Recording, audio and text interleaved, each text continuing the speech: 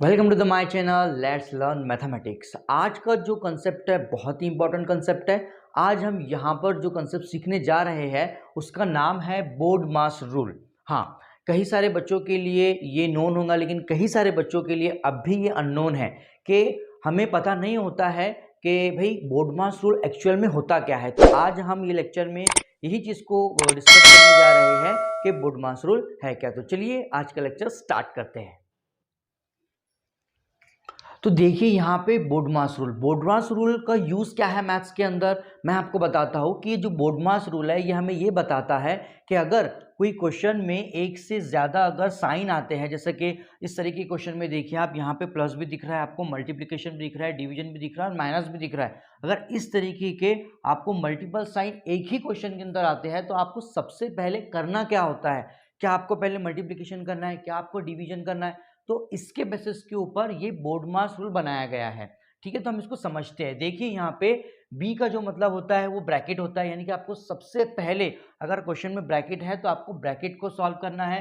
उसके बाद है ओ, यानी कि ऑर्डर ऑफ भी कहते हैं इसे, यानी कि ऑर्डर वाले जो क्वेश्चन आते हैं इम्प्रॉपर से प्रॉपर वाले में कन्वर्ट करने के लिए रैशनल नंबर दिए होते हैं, तो आपको ये ऑर्डर वाले नंबर आपको सॉल्व करना होता है। उसके बाद देखिए डी का डायरेक्ट मतलब होता है आपका डिवाइड डिवीजन, आपको डिवीजन करना होता है। ठीक है, फिर क्या होता है आपका मल्टीप्लिकेशन एम। ठीक है, तो आपको मल्टीप्लाई करना होता है सिंपली। यहाँ पर देखिए फिर आपका ए आ जाता है, यहाँ पर हो जाएगा एडिशन हो जाता है आपका, आपको ऐड करना होता है। और आपका ये जो लास्ट में है एस यानी कि सब्ट्रैक्शन, ये जो लास्ट में होता है, यानी कि ये इसकी एक सीक्वेंस है। ये क्या है, इसकी एक सीक्वेंस है हर एक क्वेश्चन को सॉल्व करने की, कि आप पहले ब्रैकेट सॉल्व करेंगे, फिर ऑर्डर वाले, फिर डिवीजन, फिर मल्टीप्लिकेशन, एडिशन एंड सब्ट्रैक्शन। तो यहाँ पर मैंने एक एग्जाम्पल आपको नीचे गिवन है कि हम इसको सॉल्व करके समझ लेते हैं कि पहले हमको किस तरीके से बोर्डमास रूल का यूज करना है। ठीक है, तो यहाँ पर देखिए 5 + 4 मल्टीप्लाई बाय 10 डिवाइडेड बाय 5 और -3, इस तरीके का एक क्वेश्चन हमारे सामने आ गया है। तो सबसे पहले हमें अकॉर्डिंग टू बोर्डमास रूल पहले क्या करना है, तो पहले देखिए ब्रैकेट, यहाँ पे ब्रैकेट है नहीं, ऑर्डर वाला टर्म यहाँ पर नहीं है, लेकिन डिवीजन देखिए यहाँ पर क्या पहले डिवीजन है यहाँ पर, तो हमको सबसे पहले डिवाइड करना है। ठीक है, तो बाकी का जो क्वेश्चन है मैं एज इट इज लिखता हूँ यहाँ पे 5 + 4, 10 को डिवाइड कर रहा है 5।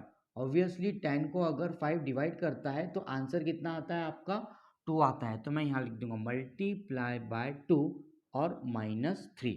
हमने क्या किया यहाँ पर कि ये जो 10 है इसको 5 ने डिवाइड किया तो उसका आंसर कितना आ गया है, 2 आ गया है। अब यहाँ पे देखिए डिवाइड के बाद क्या बोल रहा है आपको बोर्डमास रूल, मल्टीप्लाई करिए आप नंबर्स का, क्या करेंगे मल्टीप्लाई। तो यहाँ पर मल्टीप्लिकेशन कौन से नंबर के बीच में, 4 और 2, तो आपका यहाँ पर आ जाएगा 5 + 4 × 2 कितना हो जाएगा आपका 8 और -3 एज इट इज। ठीक है, अब यहाँ पे देखिए आप 5 + 8, अब आपको एडिशन बोला है देन सब्ट्रैक्शन, तो 5 + 8 आपका हो जाएगा 13 माइनस दिस 3, तो 5 13 में से 3 जाएंगे आपके तो हो जाएगा आपका 10।